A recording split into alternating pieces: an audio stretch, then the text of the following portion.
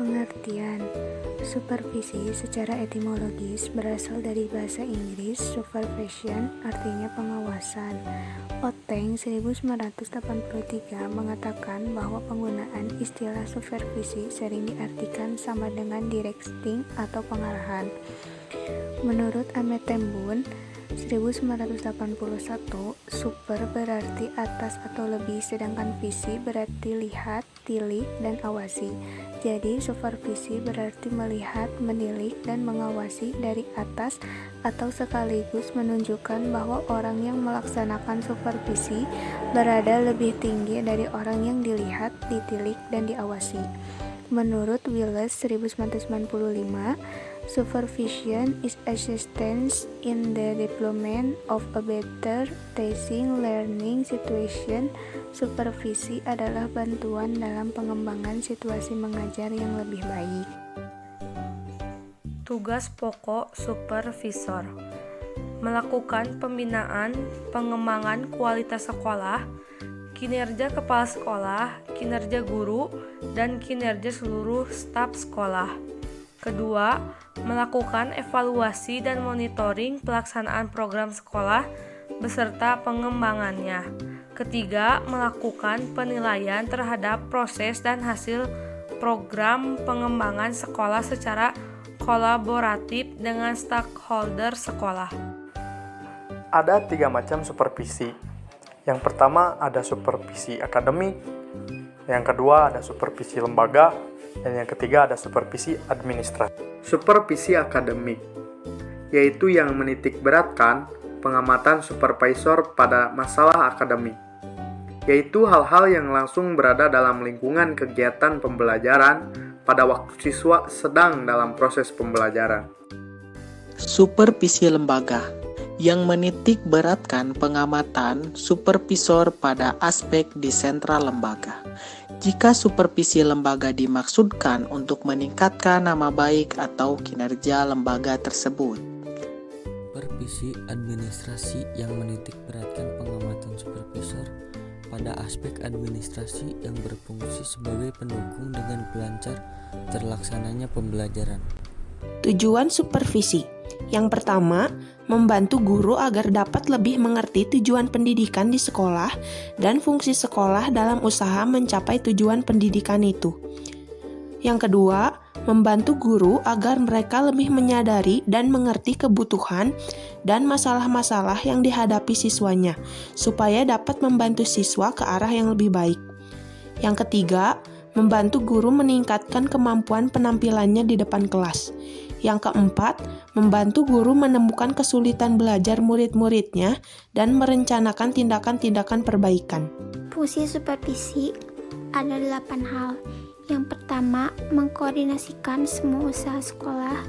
Yang kedua, memperlengkapi kepemimpinan sekolah. Yang ketiga, memperluas pengalaman guru. Yang keempat, menstimulasi usaha yang kreatif. Yang kelima, memberi fasilitas dan penilaian yang terus-menerus. 6. Menganalisis situasi belajar mengajar. 7. Memberikan pengetahuan dan keterampilan kepada setiap anggota staf. Dan yang terakhir, mengintegrasi tujuan pendidikan dan membantu meningkatkan mengajar guru-guru. Peran supervisor. Yang pertama ada peneliti. Seorang supervisor dituntut untuk mengenal dan memahami masalah-masalah pengajaran. Karena itu, ia perlu mengidentifikasi permasalahan pengajaran dan mempelajari faktor-faktor atau sebab yang mempengaruhinya. Yang kedua ada konsultan atau penasihat. Seorang supervisor hendaknya dapat membantu guru untuk melakukan cara-cara yang lebih baik dalam mengelola proses pembelajaran. Oleh sebab itu, supervisor hendaknya selalu mengikuti perkembangan masalah-masalah dan gagasan-gagasan pendidikan pengajaran mutakhir. Yang ketiga, ada fasilitator. Seorang supervisor harus mengusahakan agar sumber-sumber profesional, baik materi seperti buku dan alat pelajaran maupun sumber daya manusia yaitu narasumber, mudah diperoleh guru-guru. Yang keempat, ada motivator. Seorang supervisor hendaknya membangkitkan dan memelihara kegairahan kerja guru untuk mencapai prestasi kerja yang semakin baik. Yang terakhir ada pelopor pembaruan. Supervisor harus memiliki prakarsa untuk melakukan perbaikan agar guru pun melakukan hal serupa. Prinsip supervisor, prinsip ilmiah memiliki ciri-ciri sebagai berikut. Yang pertama, kegiatan supervisi dilaksanakan berdasarkan data objektif yang diperoleh dalam kenyataan, bukan berdasarkan tafsiran pribadi, melainkan proses kegiatan nyata dalam melaksanakan proses belajar mengajar. Yang kedua, untuk memperoleh data perlu ditetapkan alat perekam data seperti angket observasi, percakapan pribadi, dan seterusnya.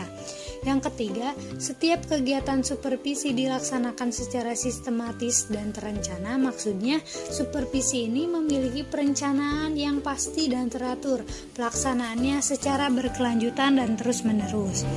Prinsip demokrasi, servis dan bantuan yang diberikan kepada guru berdasarkan hubungan kemanusiaan yang akrab dan kehangatan sehingga guru-guru merasa aman untuk mengembangkan tugasnya. Perlu diingat, seorang supervisor itu tidak boleh memiliki sifat terlalu menjaga image. Jadi dengan prinsip demokratis ini dapat tercipta kerukunan yang erat antara kedua belah pihak, hubungan kekeluargaan yang baik, kesatuan pikiran dan tujuan. Prinsip demokrasi juga dapat diartikan menjunjung tinggi harga diri dan martabat guru. Meskipun di kantor, guru berperan sebagai bawahan, tetapi tidak ada kesenjangan sosial antara guru dengan supervisor. Guru dapat memunculkan pendapat atas ide-ide atau gagasan terbaru yang dimilikinya. Keputusan-keputusan maupun pendapat dari supervisor juga dapat diterima dengan baik oleh guru, sehingga tujuan supervisi pendidikan itu tercapai dengan baik. Prinsip kerjasama, mengembangkan usaha bersama atau menurut istilah supervisi, sharing of idea, sharing of experience, memberi support, mendorong, menstimulasi guru sehingga mereka merasa tumbuh bersama.